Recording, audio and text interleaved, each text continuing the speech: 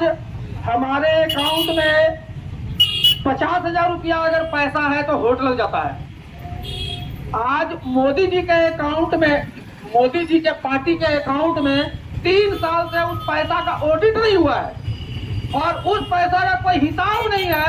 अगर हिसाब supreme court के द्वारा मांगा जा रहा है तो उसका भी बोल रहा है 130 दिन में हम इसका जवाब देंगे। जो हम कांग्रेस के तमाम कार्यकर्ता इसका विरोध करते हैं। हम लोग इसी चीज को तानाशाह बोलते हैं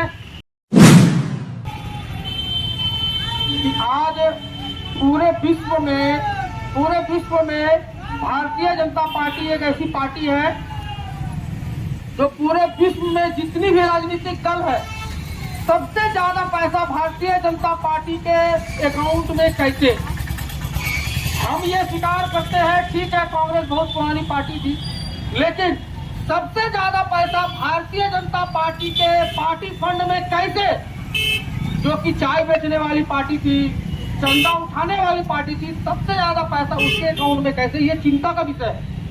और ये एसबीआई की मिली भगत है, ये एसबीआई की मिली भगत है जो उसका डिटेल उपलब्ध नहीं किया जा रहा है। कहा जा रहा है 130 दिन का समय लगेगा।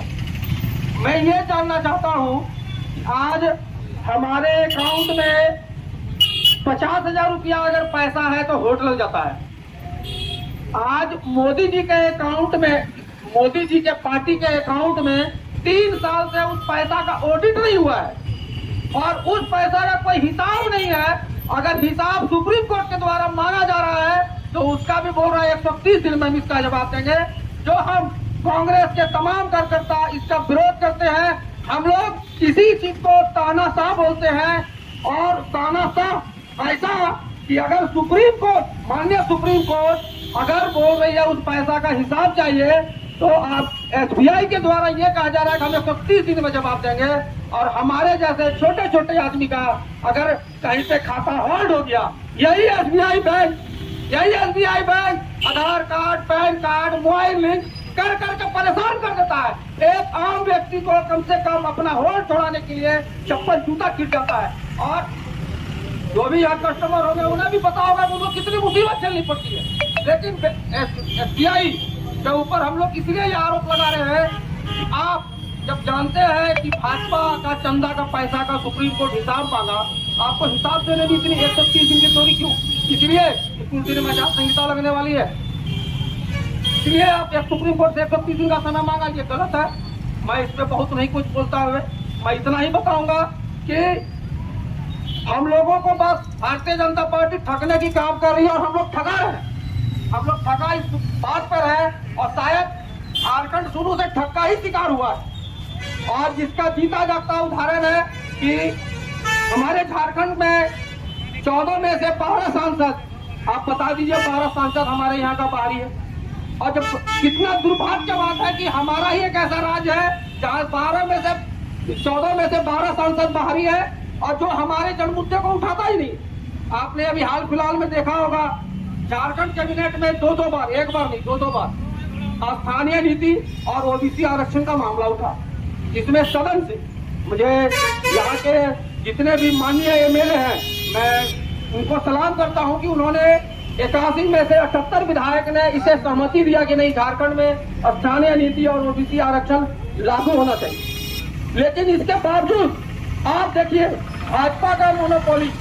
मैं बताना चाहूंगा राज्यपाल का चुनाव 6 वर्ष के लिए होता है, लेकिन झारखंड कैबिनेट से जब राज्यपाल के पास स्थानीय नीति और ओबीसी आरक्षण को लेकर बिल क्योंकि राज्यपाल के माध्यम से लोकसभा में भेजना होता है, तो राज्यपाल को इन्होंने रातों रात बदल दिया।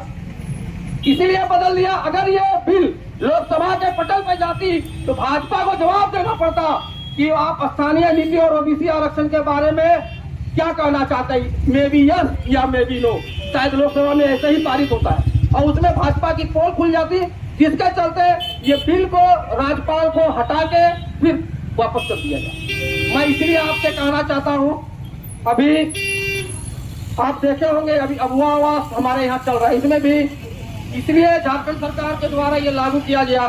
शुरू में हम लोग के यहाँ प्रधानमंत्री आवास चलता था जो विगत 3-4 साल से नहीं मिल रहा है। हमारे यहाँ ग्रीन कार्ड इसलिए चालू हुआ कि ग्रीन कार्ड भारत सरकार के द्वारा लाल कार्ड बनाना बंद कर दिया गया। हमारे यहाँ सर्वजन पेंशन इसलिए स्टार्ट हुआ कि राष्ट्रीय पेंशन योजना को भारत सरकार के द्वारा बंद कर दिया गया। तो फिर हम किस बिना पर, जब हमारी जो जरूरत, हमारी जो आवश्यकता है वो केंद्र सरकार मेरा पूरा नहीं कर सकता है, तो फिर हम किस नाम पे मोदी के नाम पे वोट दे देते हैं? क्यों? आज हमें जिस चीज का जरूरत, क्योंकि आवश्यकता, धर्म अपने जगह पर है, आवश्यकताएं अपनी जगह पर है, और हम अगर धर्म को राजनीतिक में लाते हैं तो वो धर्म की उड़ेलना है। धर्म के नाम पे राजनीतिक नहीं होना चाहिए, वो एक आस्था है। आज जिस तरह राम को इन्होंने परोसा है, राम जैसे सीने में सबके धड़कते थे, आज राम को इन लोग रोड पे ले आए। राम का हमको लगता है कि राम के नाम पर ऐसा घिनौना पॉलिटिक्स थू है। हमें लगता है कि बड़े बड़े विद्वानों ने जो कहा, थोड़ा बहुत हम लोगों को भी जानकारी है, हम छोटा सा जानते हैं एक बात। अगर मेरी बेटी का जन्म 23 फरवरी को है और हम अपनी बेटी का जन्मदिन 23 फरवरी को ही मनाएंगे, उसी तरह रामनवमी के बारे में जहाँ तक हमें जानकारी है 9 चैत को राम का जन्म हुआ था। तो फिर ये 23 जनवरी क्या था? जब हम राम का प्राण प्रतिष्ठा कर रहे हैं, एट मीन्स राम को हम स्थापित कर रहे हैं, तो उसके जन्मदिन से अच्छा कोई दिन नहीं हो सकता था। और बाकी